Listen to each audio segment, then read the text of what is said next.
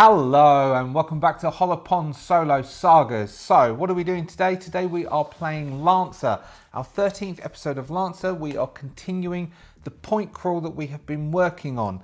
You can find the point crawl,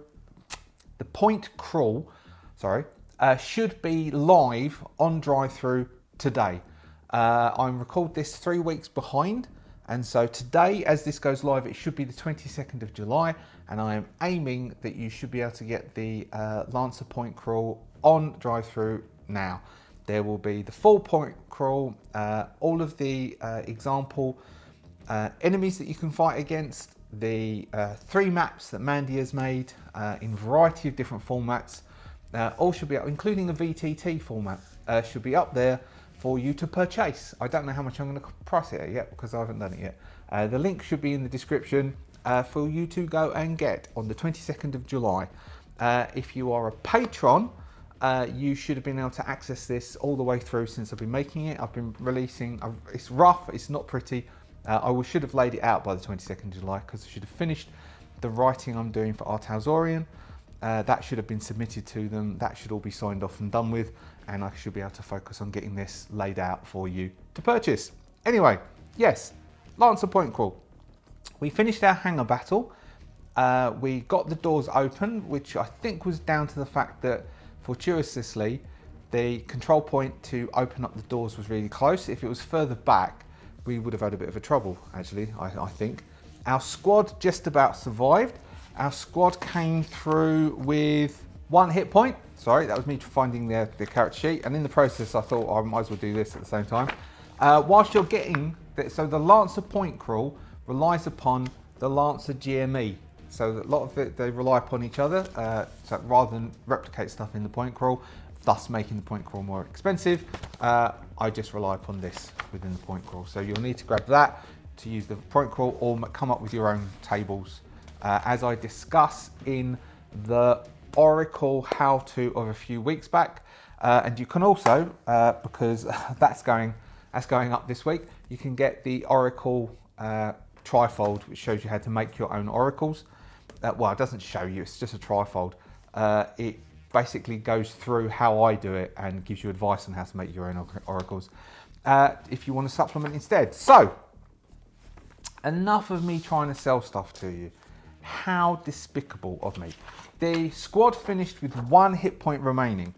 But it does mean they're still alive, which means we don't get the no mouth left to scream issue. That issue means that the whole thing becomes a lot more difficult. I think I read it last week, but the write-up's in here. So, aftermath. You succeeded in locating the true control zone and you got someone to the doors. You successfully entered the base. So we can remove 1 issue of choice, except for no mouth left to scream. So what have we got? We have got 2 issues at the moment. We've got round 4, an extra full NPC mech. Now we didn't get to round 4 on that one, so that one still carries forwards. And we've got tracer leak, hacked manifest, +1 difficulty on outer mech infiltration. I think we're going to get rid of that one, hacked manifest. So we've able to get in, and so story-wise, we've been able to get in before the pirates were expecting us. So even though they hacked our manifest and they knew we were coming, we have just got in a bit too early. If you find the control zone but you don't manage to get anyone to the doors in time, no, but that describes a thing that we need to do. If you fail entirely, no. If you die due to a meltdown or the worms, then the mission fails. No, we didn't get that either. So, we are on to skill challenge 2. The inner airlock doors slam shut behind you and the surviving members of the attack squad waste no time. Hand wielders spark to life as they seal the door from any further pirate interference. The superstructure of the base shudders as the fleet outside begins its main assault, a glorious, noisy distraction meant to stop the pirates from reacting too quickly to your far more focused operation. Now you just need to make your way through the base and find the power core. Your explosives should do the trick. All you have to do is get the team there, secure the area, plant the charges, and hold on, I've written it correctly. Now I just need to read it correctly. Exfiltrate. Dear me. I'm educated, you know. I've got a degree and everything. Easy. A dull thud echoes through the hallway. The team looks to you. The lights flicker, then they turn red. Guess it's time to move out. So this is skill challenge 2. This is the big one, the challenge you've been building towards the whole adventure. Narratively, you're going to patrol your way at speed through the pirate base, locate the power core, plant your explosives, and then make like the shepherd. Get the flock out of there. First question, any loose ends? Yes, we do have loose ends. Did anyone get captured earlier? Do you have any unresolved issues that need to be dealt with? Think about how to weave those into the beginning of your story. You might need to roll some skill checks to handle those first. All skill rolls in this section follow the standard Lancer rules with one big twist. Every check is risky. You need a 10 plus to succeed, but unless you roll 20 plus, you still take a consequence. One member of your team takes a D2 hit points damage. If you fail the roll under 10, you take 2 lots of damage. If you have the no mouse left to scream, this stacks, so that gives you extra damage. As a small mercy, you may use healing once. Whatever you brought with you. Your squad, if alive, may heal 1 hit point, but if you have no mouth left to scream, no healing for them, there is no them after all. So, I'll draw a line now, and I'll remember to come back to it. So that's what we're doing at the moment. So at the moment, we'll do 2 things. One, we'll heal everyone, but first we need to get Marquis back. Now, because Marquis was stunned. So he was in that mech and stunned by the Ronin, the elite Ronin. We then had a chance to get out. And so we got to the door, we opened the doors and we got out and we ended that session. So what we might say is, because Vikings mech, Vikings Goblin, which is called, I think it's this way up. Vikings Goblin is called this way up. This way up or this end up? This end up. That Goblin has an NHP within it, and the NHP could do stuff. So as we dismount and exit with the squad, we still technically had turns left of that round, which was round 3, which is why nothing came in at round 4 of round 3. Now, because we still had turns left of round 3, we could say, now Marquis couldn't, let me just grab that Ronin. It was the elite Ronin, wasn't it? Elite Pirate Ronin. Now, it was not the worms, it was the signal jammer.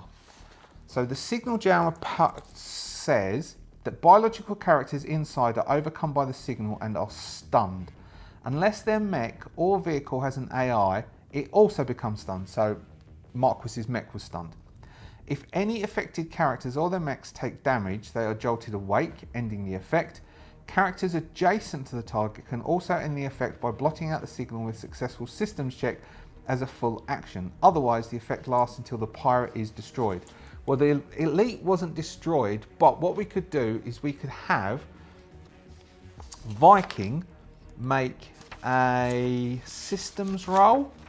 Viking can make a systems roll to task the Goblin with going over systems roll, yeah, or take control, no, systems roll, to task the Goblin to go over and alleviate the stun on Marquis. We can say if it's a success, we can do it as the whole of the risky, as a skill check, but as a risky one. So if we fail, if we get above 10, the Marquis is okay, but he takes a D2 damage. If we get above 20, he's okay, all cool. If we fail, he takes, what did we say? What did I read out that if he fails? You take 2 lots of damage if you fail. So then he would take D2 if we fail, and then we'd have to try and do something else.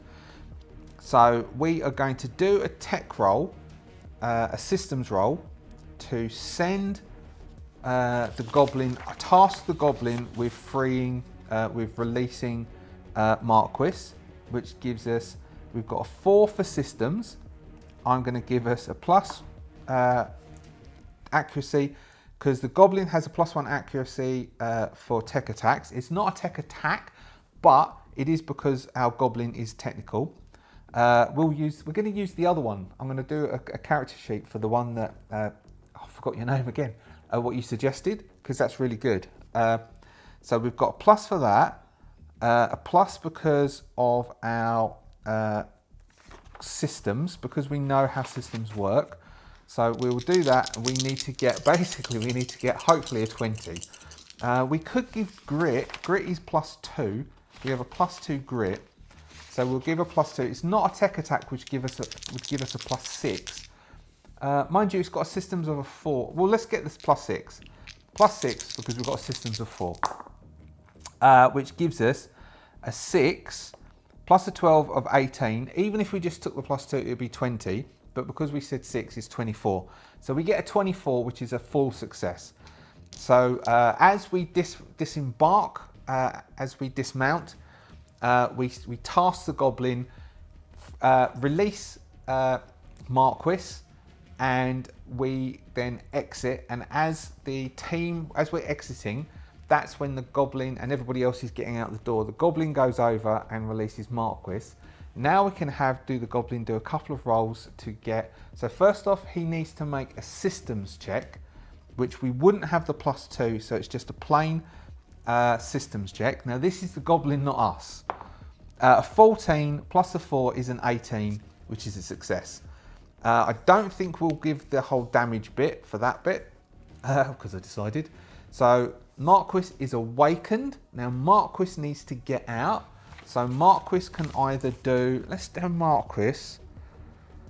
Marquis has got his grappling cables, so he could do a grappling cable to throw himself over. That I don't think even needs a roll, but let's give him an agility roll. Does he? He's got a +2 for his grit. He's got a 3 for agility, which gives him a 5. He has his grappling cables, which has a +1 accuracy because that's the personalization.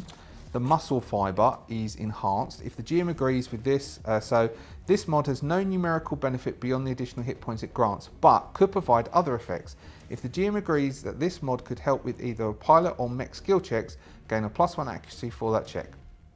So we are going for mech skill check with a +1 accuracy because of the muscle fiber. So what we said is that personalization is improved the muscle fiber, and the Blackbeard has good muscle fiber anyway, which gives the second one as well. So we need an agility check for him to get clear. 17 plus the 4 is 21, plus 3 for the agility is 24, plus 2 for grit is 26, so 26. So Marquis throws a grappling hook.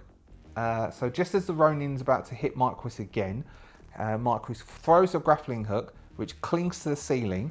He uses that to catapult himself and slides the mech on its knees till it comes slamming, knees either side of that door, as the front of the Blackbeard pops open and Marquis comes bundling out and slams into the far wall as the door slams shut behind Marquis, and then the team starts to seal the door with their welders.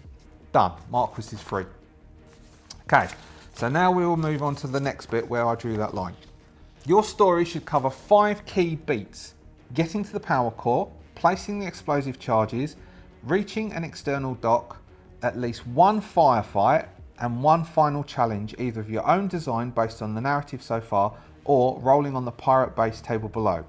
Track your results. If at any point the whole team dies, or you've failed more challenges than you've passed and still haven't reached the external hangar, you'll need to write a failed ending to the mission and decide how the resistance responded. But if you do reach the hangar, mount up, your mechs have been moved there for the final escape. Now comes the final skirmish, point 3, the exfil. So, we have 5, I wanted this to be short, that's what I was going to say to you as well. I need to get used to doing shorter ones. And this week is the last week of that green screen. I'm going to take the green screen, even though we're not needing to pack yet, I'm going to take that green screen and replace it with a black sheet because it's going to reduce the processing time. I need to get used to processing not with the desktop at the moment. So we have 5 skill checks that we need to conduct. We need a success in at least 3 to be able to call this mission a success. If we fail 3 before we reach any further, so if the first 3 fail, then bad stuff happens. So getting to the power core, we might throw, getting to the power core, we might throw our firefight into this section of getting to the power core before we place the explosives. So we will have a firefight in this section. Now, We've not done a firefight in this at this point as this. So this is extrapolating. Now what we might do for the firefight extrapolation is we might follow the captain's log, where you have the three, we always do stuff in threes anyway, the 3 successes. So we're going to have a firefight. If we fail, we take damage. If we succeed, we say that they have been beaten off. And we have kept them back. So all we need to do is we need to get 2 successes out of this. It's basically the first to get the 2 successes wins. Though I think in Captain's Log it's with 3. It's the first to get 3 successes. So maybe we'll do that. Each side, if we lose, they get a plus against us. If we win, we get a plus against them. So we will do a quick navigating type check to see if we can get around the corridor. That would be us navigating to the power core. Then we can say that the pirates are holding the power core with a blockade, and we need to fight our way through that. So first off, we need to try and get to the power core. So we need to find a way to do, what have we got that we could do? So assault, as Marquis has got assault, Marquis has got blowing something up. Pull rank, nah. Read the situation, survive, read the situation, maybe. But what I like the idea of is that we say that first off, we're in the corridor, everyone's looking to us, the lights have gone red, we don't know where to go. Viking is going to take out his tools. I think he's got some tools. He's got some, what's that, data plating? No, he's got a charge. Oh, healing. We can do the healing, can't we? We can heal the squad. Let's heal the squad 1 hit point. Our team doesn't need to heal, but we can heal the squad 1 hit point. Right, moving on. Marquis, Viking, is going to go over to a terminal. He is going to flick on the terminal. He is going to roll a hack, and he's going to attempt to pull a base map out of the terminal and be able to then see where we're going. He has 4 for hack. How can we give ourselves another bonus? How can we give ourselves an accuracy dice? What can we say to give ourselves an accuracy dice? Can we say that we have part of the Osiris chip with us? The Goblin's NHP, can that be with us? Could we say that? Not really. He does have he does have a core bonus which he carries with him. He's got the hacker skill. So because he has the talent hacker, we're going to say, because he has the talent hacker, we're giving him, and he can do the lock-on thing. We're going to give him a plus accuracy dice because we're going to say he is a talented hacker. He took the talent hacker. We're going to give ourselves an accuracy dice for having the talent hacker. He's got +4 for his hacking skill. I think he gets to add his grit to this as well. If he doesn't, I'm not going to look it up because I want him to. So he gets +6. He attempts to hack in to the terminal to get a map out so as they know how to get to the power core. He gets a 5, 6, 7, 8, 9, 10. He gets a 14, which is a success, but he still takes a D2 hit points damage. So we succeed because we get, so it's actually not a cross, a tick. So we succeed in that first skill challenge, but it's a risky skill challenge. So we have to write into it that Viking takes a D2 points of damage. So let's do it Netrunner-esque, that he has a feed, a direct data feed. So we're writing into the story, all of a sudden they've got data ports. So he's like an augmented human from the old Murderbot or various other things. He is, so we've now written in that Viking is an augmented human.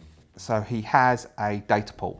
He's connected his data port into hack, which is why he's got the hacking talent and why he's very good at the hacking. But there's some feedback, and he takes 1 hit point of damage directly. So not that he's got any armor anyway, but it would have bypassed the armor. He now goes to 10 hit points because he failed that check. Okay, but he does have that. We do have a map now, so we know how to go. So we will say that we will narrate that the team gets together. There's two geezers left of the squad. They're a very young teenage girl who looks terrified, and a slightly older bloke. They are lugging spare explosives. They're coming along. They've just welded the door shut, and then there's Marquis, who looks a bit battered from the fight and looks a bit shocked, but he's carrying explosives. And then there's Viking. We moving down, so we've got some scenes of us moving down corridors tactically. Small little skirmishes take off, and then we reach a corridor, and it's like they hold either side. This should be the power core, and as we turn the corner to go down the corridor towards the power core, there's some shots that begin to fire at us, and this is where we have our lancer abstracted combat. So our patrol, our foot combat, which is just abstracted in Lancer. So this is where Marquis will step forward. Marquis is going to, we'll do a series of rolls. If we fail, they get one. If we succeed, we get one. So Marquis is going to attempt, so first off, he's going to do pull rank. He's going to use pull rank. What has he got? He's got bonded. He's got skirmisher. Skirmisher, we're going to give him that because he's got skirmisher. He is going to pull rank, which gives him a +4, and he's then got a +2 for these grits, so that's a +6. And he is going to attempt to, he's going to get the squad who were looking nervous to believe that we know what to do. He's going to attempt to pull rank, and then he's going to attempt to do an assault. So his first roll for success is pull rank. Again, we need 20. Yes, that's definitely. So that's 23 plus 6, that's 29. So we get a success. So that's them, that's us. So we get one success, which is attempting to, so he rallies the two troops. Don't worry about it. Grenades, he goes, right, I need you to prime grenades, and I want you to chuck the grenades, and as you chuck, me and Viking are going to charge in. Has Viking got a weapon? Viking has a weapon. He does indeed. He's got a range 5 kinetic damage weapon, as does Marquis. So they are then, so after doing that, we are then got, assault, he's only got a +2, which gives a +4. Then as they throw grenades, we are going to attempt to assault down the corridor. We'll have them chucking grenades to keep their heads down. We're going to assault forwards down the corridor, and then take up a position closer. Maybe there's some blown out panels. So that's the idea. The idea is to chuck a grenade and blow some panels out to give us cover, and then allow us to get closer to do an attack. +6, way, another 18. So that gives us a 22, a 28. So second tick. We need one more, and then we've succeeded in the firefight. So we have our third assault. What we've got, can Viking do anything at this point? This point, we are going to attempt to, we've got a charm, or we've got to take control. We're going to use take control, and Viking is going to attempt to shout at them that the fleet is coming, they're pirates. Why are they defending? They might as well just try and get off base as quickly as possible. Which is a +2 with a +2, which is a +4. Can we give him? I don't know if we can. He's got infiltrator, so if we try to sneak in, he'd be all right. No, it's just a +4, so we can't justify an accuracy die there.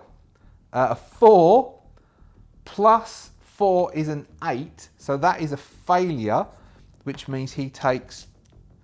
He stands there trying to do that. He takes 2. He takes 3 points of damage as he gets shot at. He's on 7 hit points.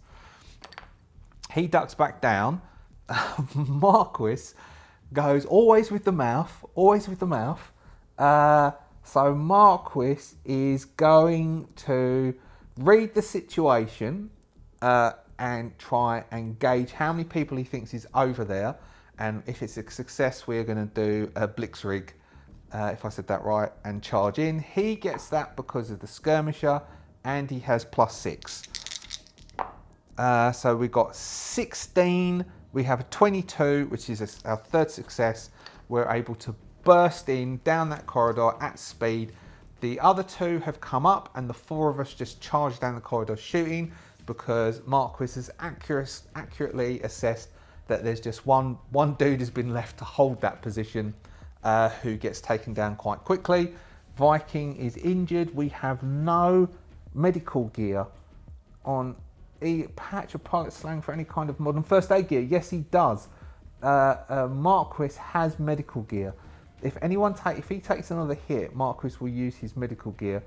I don't know what that does, like actual mechanically, but we'll have to look that up if Viking takes any more damage. So second tick, we've done our firefight.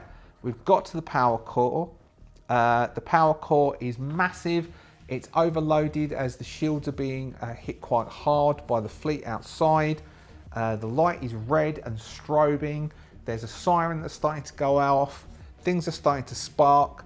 We now need a skill check to place those explosives, which we have Marquis, who has blow something up, which is a +2.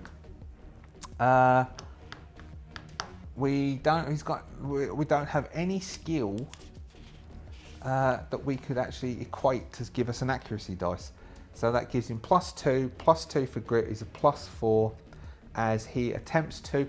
Oh, all right. We're going to attempt to give him an accuracy die by getting Viking to use invent create or hack fix. Invent create. +2 because of his grit, give him a +4 to assess the power core to see where might be the weakest place to put stuff. We've got an 18, +2 +4 is a 22, which gives us a success. So that means Marquis gets a +1 accuracy die. So Marquis gets a +1 accuracy die to blow something up, which is a +2, and his grit is +2, gives him a +4.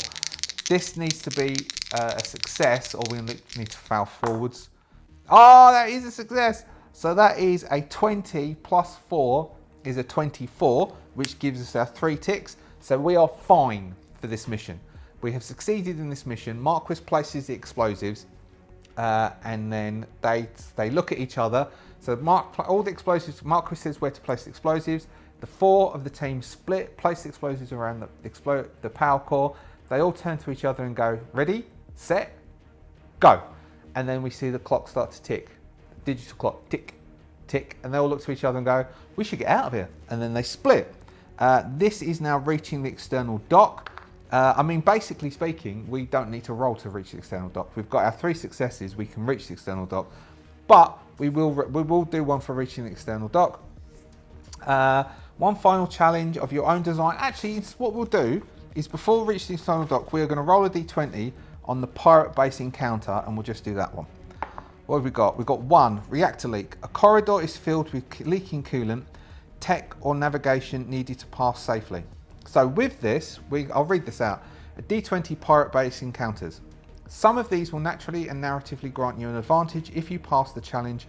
Grant yourself an accuracy die for all future challenges, and possibly a story reward if you can use it later in your campaign. So basically, there are 20 things that you can encounter in a pirate base if you're trying to sort a pirate base. You can use this table not just, of course, for a pirate base, but for a variety of different bases, or like a Space Hulk type thing. Oh, we could do a Space Hulk type thing. We could find a Space Hulk and explore a Space Hulk. You could do that as a point crawl. There you go. So you can write that in narratively, give yourself a story advantage that you can then call back at some point. It's like the token things that you can use in, is it Fudge uses that type of system where you can narratively add stuff. And of course, Good Society had the same sort of thing as well, like a voucher that you can add into the story later on. So, reactor leak. A corridor is filled with leaking coolant gas. Tech or navigation needed to pass safely. All right, so what it is we will have Viking is going to attempt to how can we give him, he's got Hacking really doesn't help with this because it's not building stuff. Hacking isn't building stuff. This would need an engineering type skill, and none of these two have got anything engineering. We don't have tools either. Does he have any tools? Nay. All right, so we will do. Marquis does have frag grenades though, so that worked in that last part of the story. So we are going to have Viking roll the event create or hack fix. Hack fix with a +4 plus his grit, which is a +2, which is a +6, to try and find a way to shut this coolant down. He's got +6 to this roll. 16 is a success, but he takes D2 damage. He takes 2 points of damage, taking him to 5 hit points as he scalds his arms, trying to seal off the reactor leaking. That still would count as a success because we rolled a 16, even though he took damage because it's a risky one. And the final one, we've got 4 successes. That is a success for us. And then we have a small skirmish as we fight our way to the final hangar dock. Within that final hangar dock, which is the exfil, we have some other. I haven't quite finished writing the exfil yet because I've got the email from Artaus Orion. So we can do a quick rest before, but we'll deal with that next session. So that is a purely narrative crawl through the pirate base to plant explosives, as far as I understand it being done in Lancer, including a firefight, as it is explained in Lancer, which is pretty much abstracted. And that we will leave our Lancer session for this week. That is the final skill challenge within our point crawl. We now just need to exfiltrate, I can get these words in the end, exfiltrate from the pirate base to get out and get back to the Resistance and find out what happens next. Thank you so much for watching. If you would like to purchase this, the point crawl is on drive-thru at the moment, or should be. The GME is definitely, and Games Master's Helper, is definitely on drive-thru at the moment. Or there's the Oracles. Thank you so much to the Adventurers Guild for all your support in producing these videos. If you are a subscriber, thank you so much for being a subscriber. If you're not a subscriber, do consider subscribing. And we will have more Lancer. This time we will have another skirmish, probably the last skirmish that we might be able to squeeze in. Maybe a couple more, because I'm hoping this will run a bit further and I don't need to stick stuff in boxes for a couple of weeks yet, but it is getting closer. Scarily close. And then I will be living in België. It will be Ik woon in België. I live in Belgium. So yeah.